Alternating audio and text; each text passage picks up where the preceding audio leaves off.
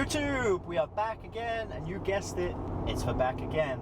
So another back day session. We are technically in week 18, although we might be switching it up and moving the competition date earlier, so this might actually be week 16. So that's to be confirmed, but just bear in mind that we might see that little switch on some of the information of these videos if we do make that switch for the competition, just because of some potential conflict in dates. Now, yesterday we had a little off day. We got some anthropometrics in, which honestly fairly happy with the results. Yes, it was skin fold testing, and yes, it normally does bias body fat slightly lower most of the time if done correctly.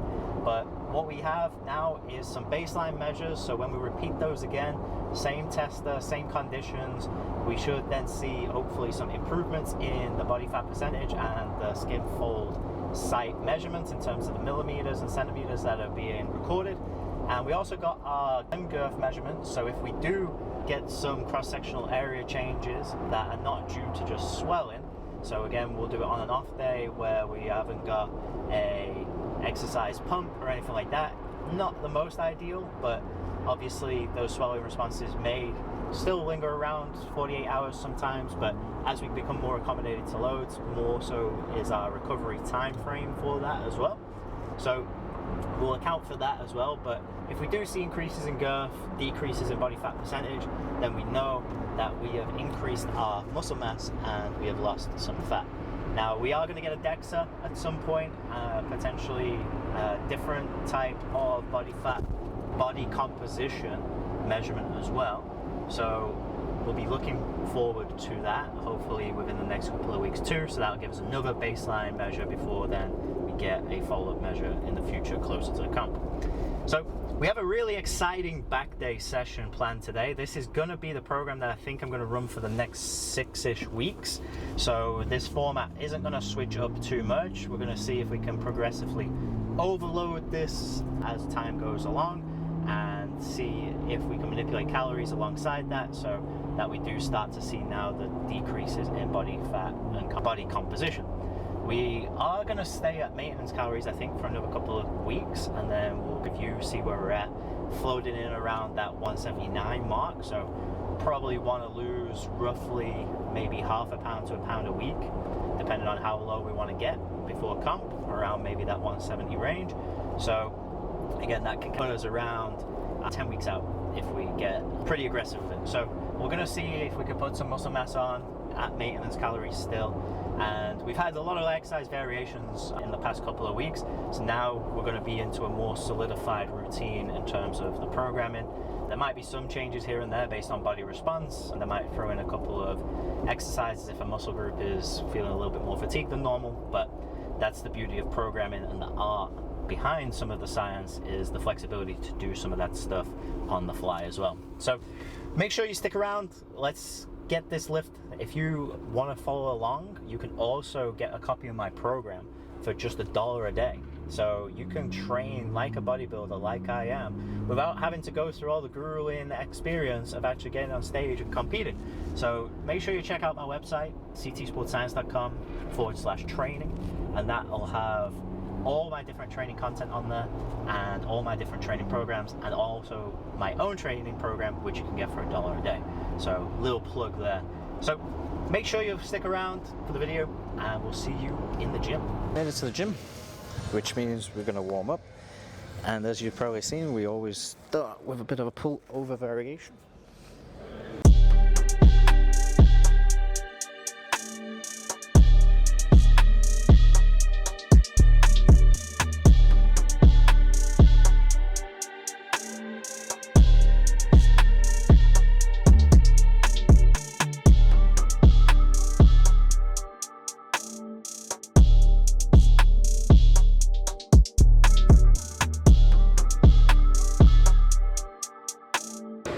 So, as you've noticed with my warm-ups, I always like to hit an exercise that I'm not going to have programmed as a primary exercise, but that essentially preps the target tissue in long lengths, can be progressively loaded as time goes on, and gives us essentially like an entry-level exercise in a sense to warm up with. So we should be able to go from kind of cold to hit a fairly decent intensity in this exercise with a safety net, essentially. So you're not going to get hurt by kind of loading up 60-70% of your 1 repetition max from the first set. Now, again, we've always had these conversations, but there'll be arguments of whether you need the warm-up or not. For me, I still like to do a couple of just like feeder set warm-ups before going into my main exercise pattern for the day. So hit a few more reps here, and then we'll hit our vertical pull downs.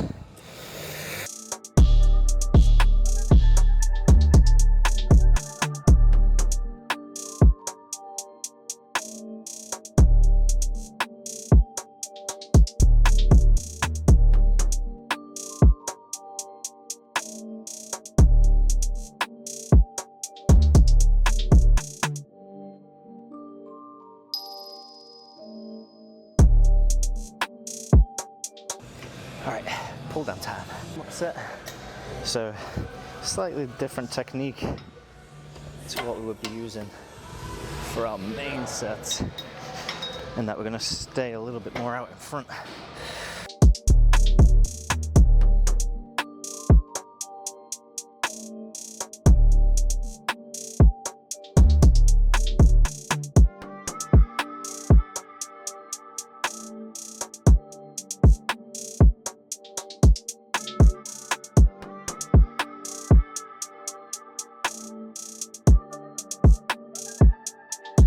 That's good. So, kind of pulling a little bit more shoulder extension with that one, rather than kind of more the adduction. So, a little bit more pull down in front, trying to pull into the belly button with that. So, just double check my weights. So, 185.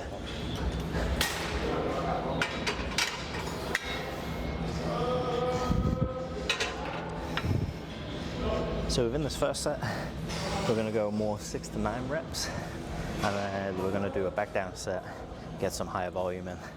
So touch some intensity. It says kind of roughly my 80% of my max on the program, but again, we know that maxes change, fluctuate week to week. So if I'm on that lower end of that range, it's probably around that 80%. If I'm on the upper end of that range, probably more 70-75% of my daily 1 rep max. So, we'll see how it feels, how we go.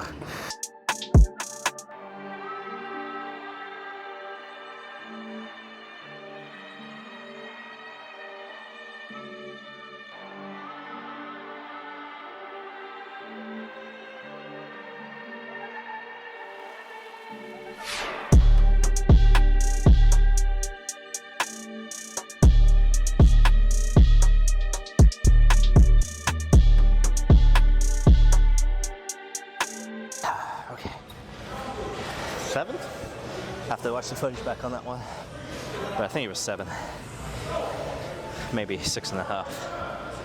So again, we got it around about right, and that's where percentages can sometimes be pretty useful. So we're going to take a full 2-minute rest here, and then we'll get into our next set. All right, set 2, a little lighter. So we just took 20 pounds off, 20 pounds off. So we should get much higher set volume now.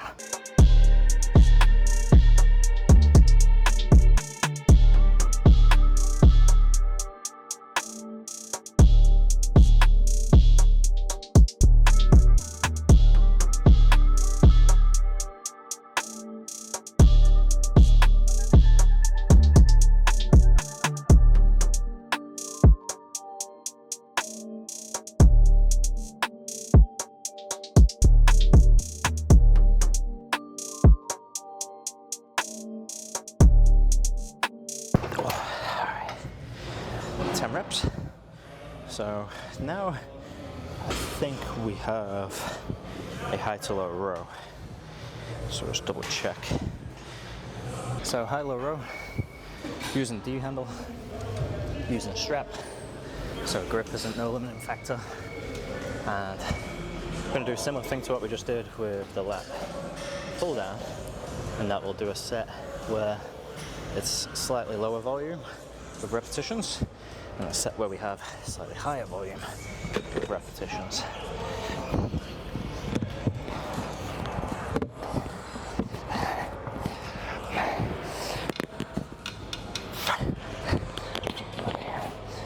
Get that D handle correctly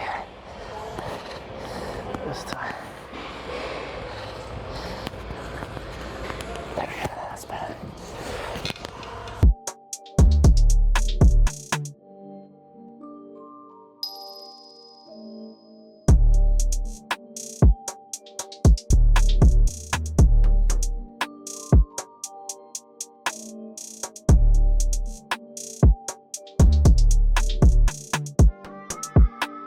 So we always start weaker side.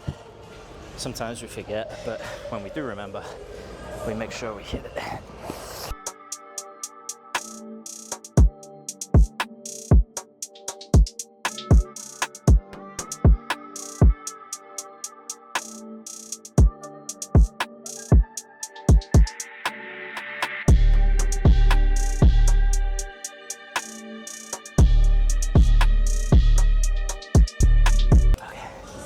Alright, 2 minutes rest, we'll take a quarter off, and then we'll go into our next set. Next set, higher reps now, trying to get to about 10, so we add 4 to the last set with dropping off that quarter.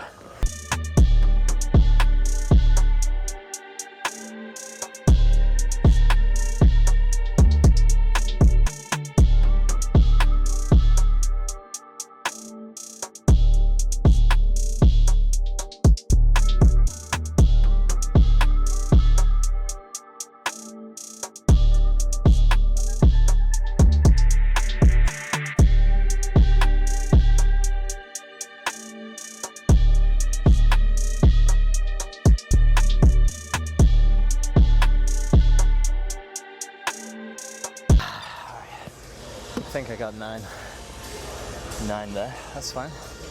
So the aim was 10, we just wanted to add some volume. Could I ground out that last rep? Maybe, but it started burning, so we stopped there. So one person might be thinking, why not start with this variation first, seeing as it's single arm? You get the most effective dose out of it because it's going to be harder, more force, less kind of musculature at the same time, so more isolation. And what we'll see is I will cycle my primary exercises to kind of have some of that stuff in there as well. So not always the same first exercise, but because we had our pullover, I think that makes a little bit more sense in terms of warming up that stretch position for the pull down. Could also argue that that would warm up for this too, but with this being kind of a bit more controlled, I still feel like my lat pull downs are slightly harder to do.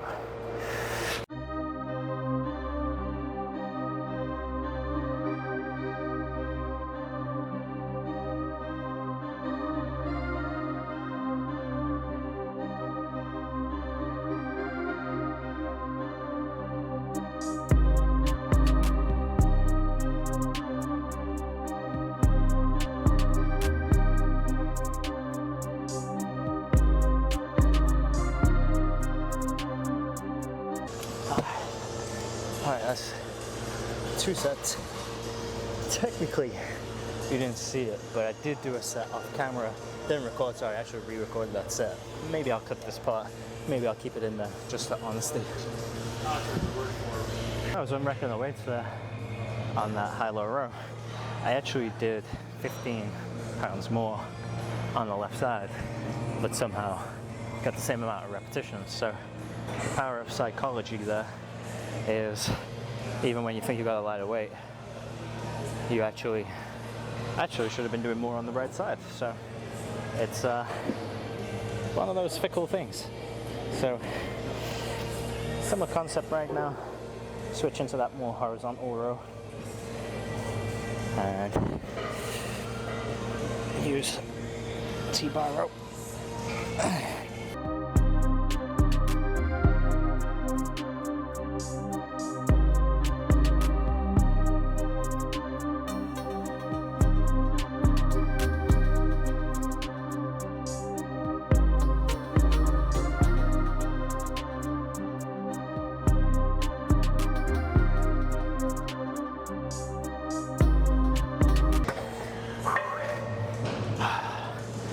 Alright, 2 minutes rest.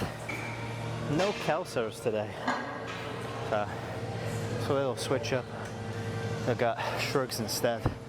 So we're not hitting double calso shrug. We've actually got more volume of shrugs for this one. First set, we just hit kind of our straight repetitions. This set, we're gonna essentially do some length and partials as well. So I guess in essence, you can think of that as being a calso type shrug. But ultimately, the goal is to just get that little bit extra fatigue from our work so that we don't leave any reps in the tank within this last set. Now you notice I am using a slightly different machine to what we normally use because somebody else is using the other machine, which is fine. So slightly different in terms of the grip orientation, only just slightly different though. But actually, I kind of prefer it because it does have the rubber grips on it versus the other machine that doesn't have those.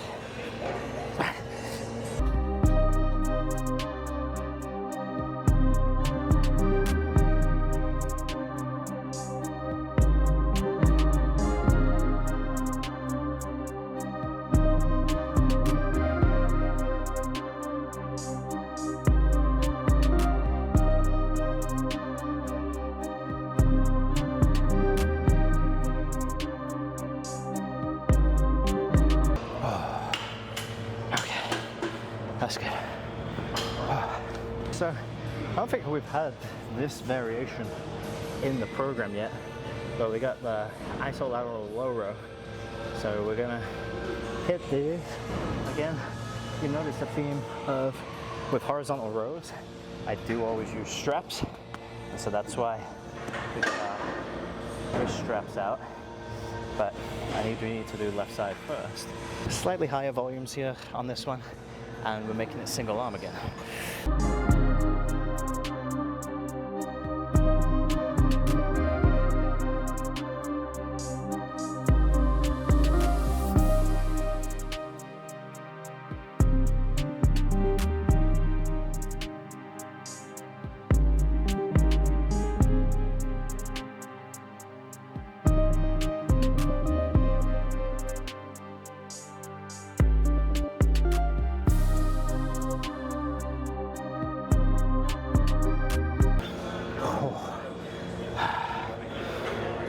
So we're going to hit 2 sets here, and then the theme of this is really 8 sets just split across the back, going from vertical to low horizontal.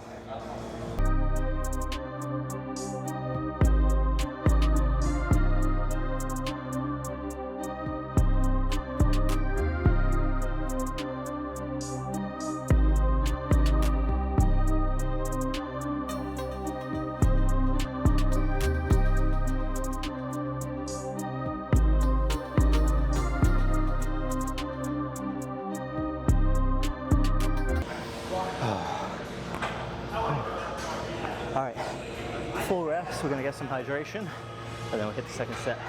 So while we rest, I'll just talk what I meant by the kind of transition. So if you think about it, we started with a pull over, a bit of a warm up, but that shoulder extension pattern is vertical, coming into a horizontal type row. So warming the back up, getting the shoulders nice and loose. Then we have our more mag or neutral grip type pull down, where we kind of hit a set where we really focus on the extension, and then we hit a couple more sets where we focused a little bit more on the extension with adduction, and then we kind of bring it down into the more that 45-degree row with a single arm high to low row, and then we go to T-bar row, so chest supported. So now we're getting a bit more mid-back, the lats are still in there, and traps. Now we're getting that lower segment of lats, and also still getting traps, lower trap and things in there as well. So more and into a transitional seated horizontal row. So that's the thought process behind it, and we're going to go more to a vertical pull with shrugs, and then that covers the back really.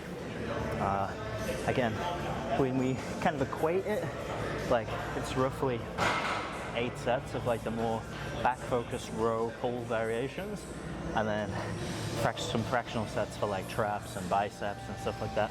And that's why we're not putting as much arm focused stuff now in today's day, just because we are getting so many different row variations for bicep. But we will get some bonus calf work in, as I mentioned, we are going to increase the frequency there, especially as this is like one area where we can probably improve substantially. So we're going to hit our second set here.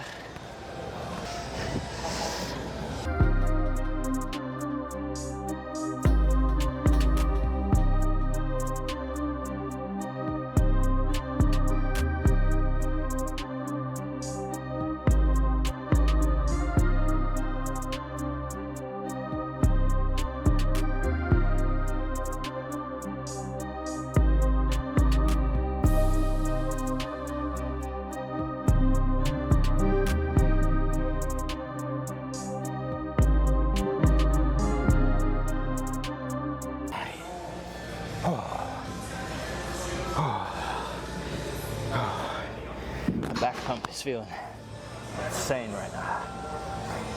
Getting all that blood flow pumping in there, which is a great feeling.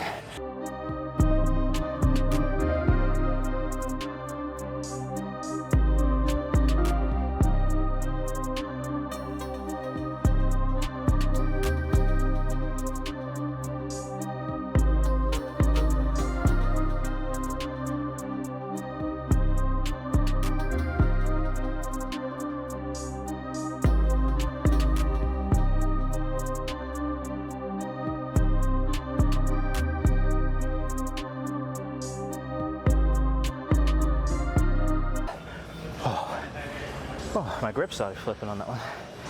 All right, shrug time. We got our shrugs up next, which generally there's two camps that people sitting with shrugs, whether you need to train them or not. And so I'm going to be in this camp where I think it's great to get those in. I don't have underdeveloped traps, at least I don't think so. And that's generally because I spent a lot of my earlier career doing Olympic lifts, so a lot of vertical clean pulls, so you get quite a lot of decent trap development there, and that's honestly why I think my lats are somewhat underdeveloped compared to my traps. So we'll hit 2 sets here, just taking them to failure. Again, we'll kind of judge where that is, but you get nice.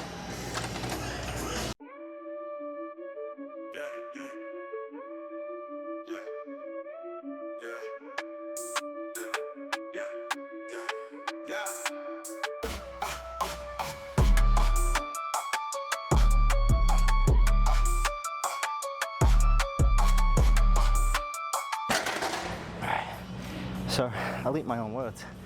Grip was definitely the limiting factor there. So if you were arguing with me on Twitter, whatever your name was, looks like vertical pull after some horizontal pulls, when your grip's shut, you don't get as many effective reps. So I will be using straps. So there you go. You win.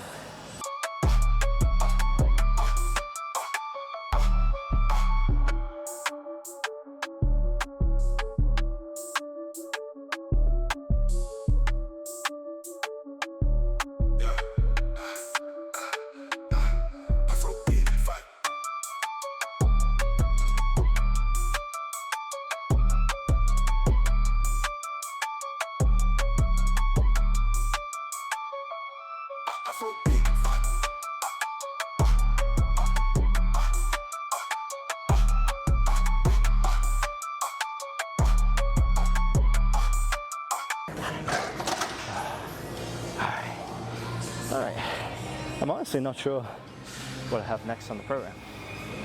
I think that might be it for back, maybe. Oh no, we got rear delts, which, depending on, again, what camp you sit in, whether you think that's a shoulder exercise or a back exercise, but we do have rear delts. And then we do have some accessory work with glute hammer. I think it was last week that we hit rear delt with single arm. Now we're just going to do double arm.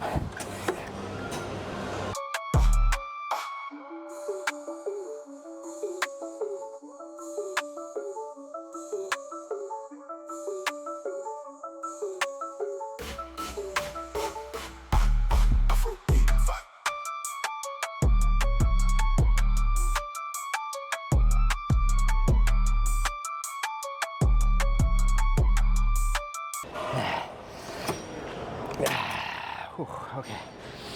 I think that was 8 reps. Again, you guys gotta let me know in the comments if I'm counting the reps correctly. But essentially, we did want to get a lot more higher volume in here, so I want to get a 20 rep total in. So my next set, I want to hit 12, if not more. So we'll reduce the weight down slightly. Get this in. And again, we have variations of this in the program with your cable rear delt and various kind of cable fly, rear delt fly type variations, pull across the body. That's where I think I will still keep some variation in, because this one is a good squeeze type machine, but it's a little bit hard to get the stretch without doing the single arm stuff. So that's where we'll hit both of those variations in this program, I think. And that's where accessory work, I'll keep it a little bit more flexible. I think we're just going to cycle the primaries, so it's not always going from like that vertical to horizontal. We'll do some horizontal to vertical as well in terms of the rows. So we'll hit another set here.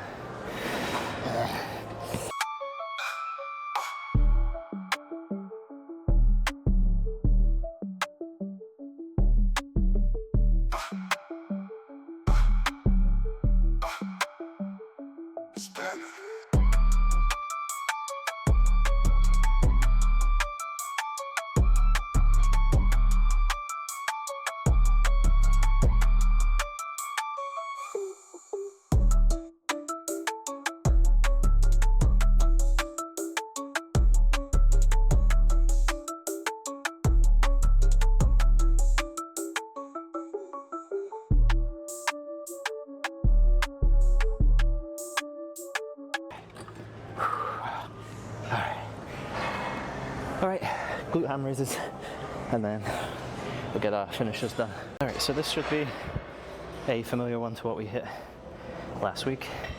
A bit more of a hybrid back iso plus our, a little bit too far forward here, or too far back.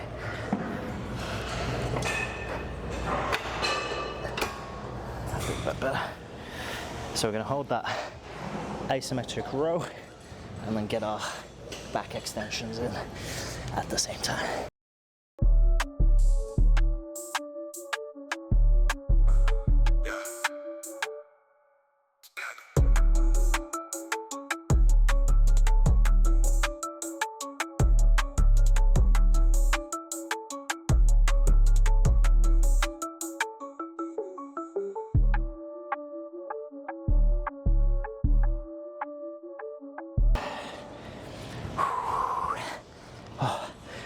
And then we are going to superset this with ab work, but instead of doing, actually we are going to load this, so got the loaded abs. I know the saying goes, abs are made in the kitchen, which we definitely can't discount how important nutrition is, but we definitely need some flexion movements in there.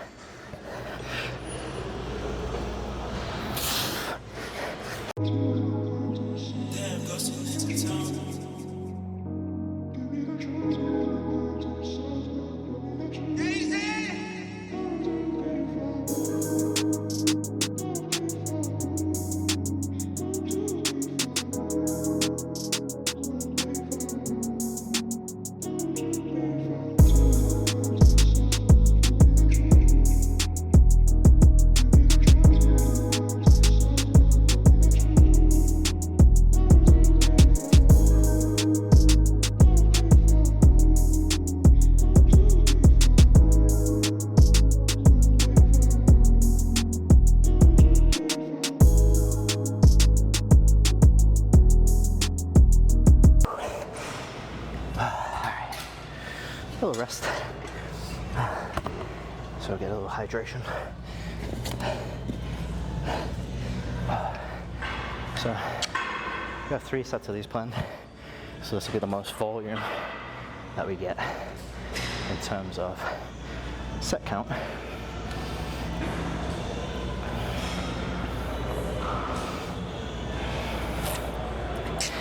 And we superset this just because they kind of work kind of antagonistically. So core's in there a little bit for some stabilization, trunk stabilization in the back extension, but it's not a primary mover.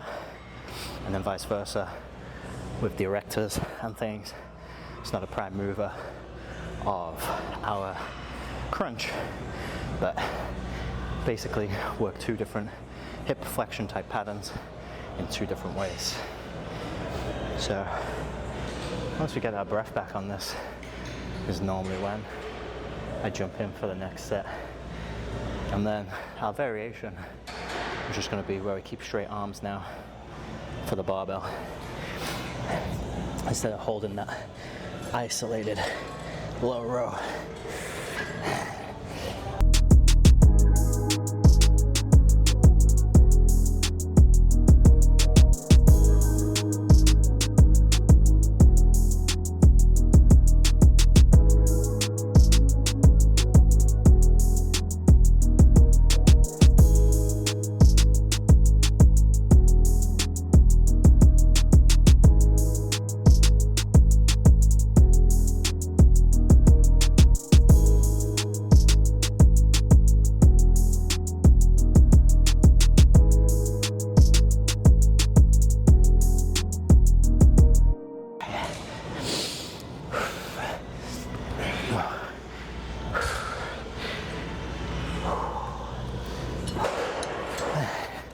We're almost there.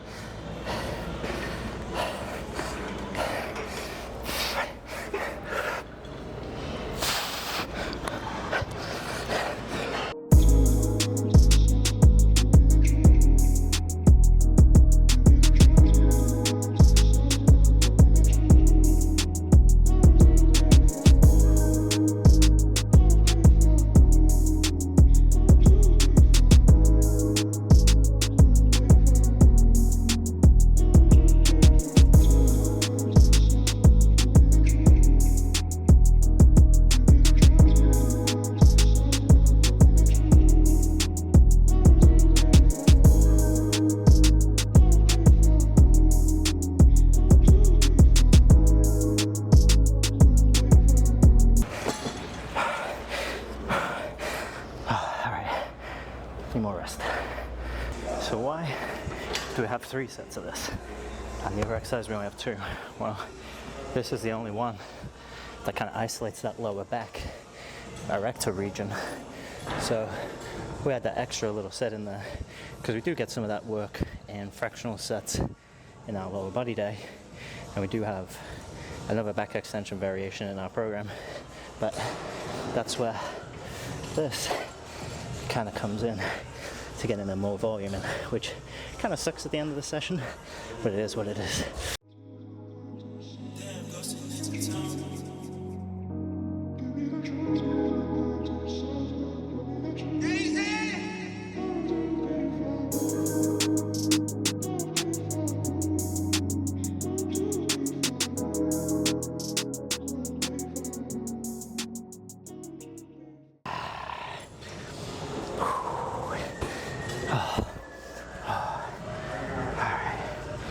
So, last set of abs, no plate load, just body weight, with a little bit of a reach.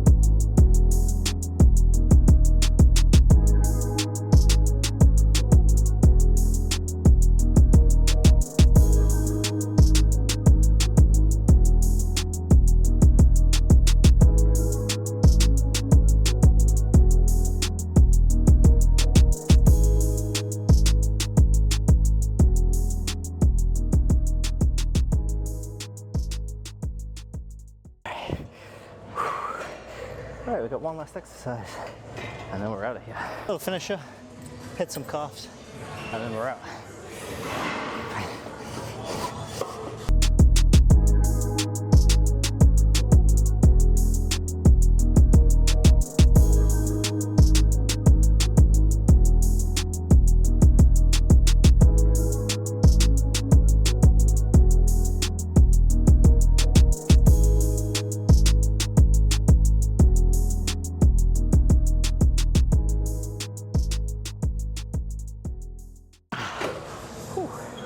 Alright, 2 more sets.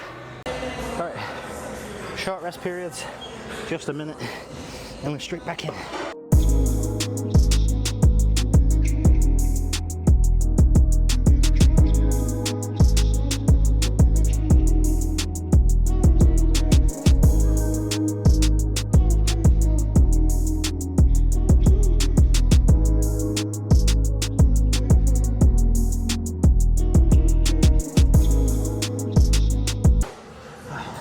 One more set, last set, that's it.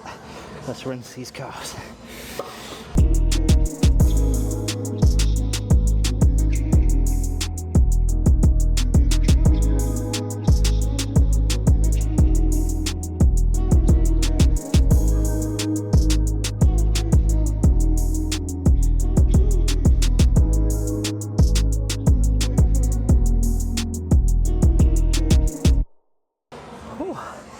Alright, that's it.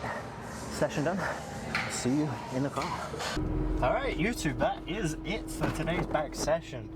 That will, like we said, be the program that we're going to run now for the majority of the next 6-week block. There will be some subtle changes, so you will still have to stay engaged to keep interest. But one thing that I will say is that session really got me today. The end there, it was a bit more metabolic in terms of some cardio-esque, taxing that cardiovascular system with the superset. You can split those up if you wanted to and just kind of isolate. Again, we got a little bit more volume in than we might normally get from a sets perspective. So a good overall spread on the back in terms of exercise selection. Now, I don't think, at least in my kind of history, that's too much volume. There's going to be people arguing on the internet, you only need 1 set, wow, you did more than 5 reps, it's ineffective and stuff like that. People who say that stuff, they haven't experienced actual true programming changes within their own programs and programs of others. What you'll know is there is no definitive, hey, if you go above 5 reps, 6 reps, 10 reps, all we know is that, like, getting to the crazy volumes of 50, 60 reps in a set, that's pretty light. But that being said, people can probably still make a little bit of gains from that. If you think the elderly population, if you can get them moving a 1 pound dumbbell for 60 reps, that might be all they need. We've got to think about it from a position of context.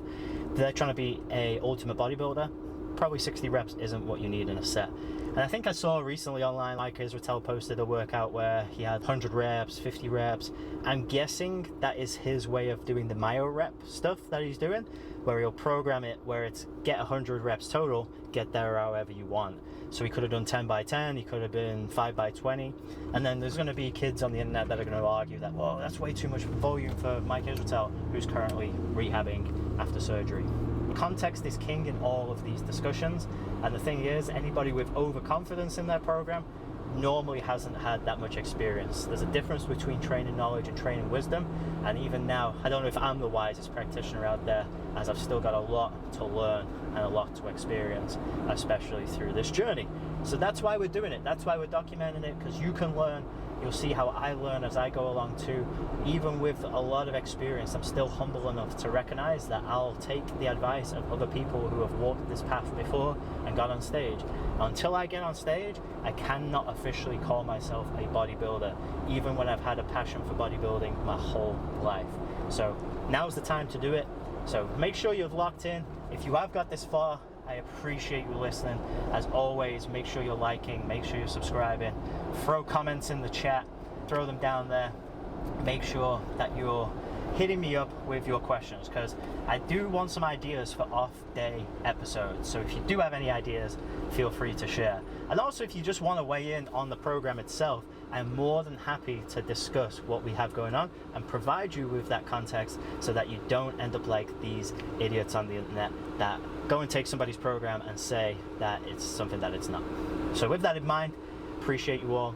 Make sure you hit that like button, and on this next screen you're going to see there's more videos and there's still more to come. Appreciate you.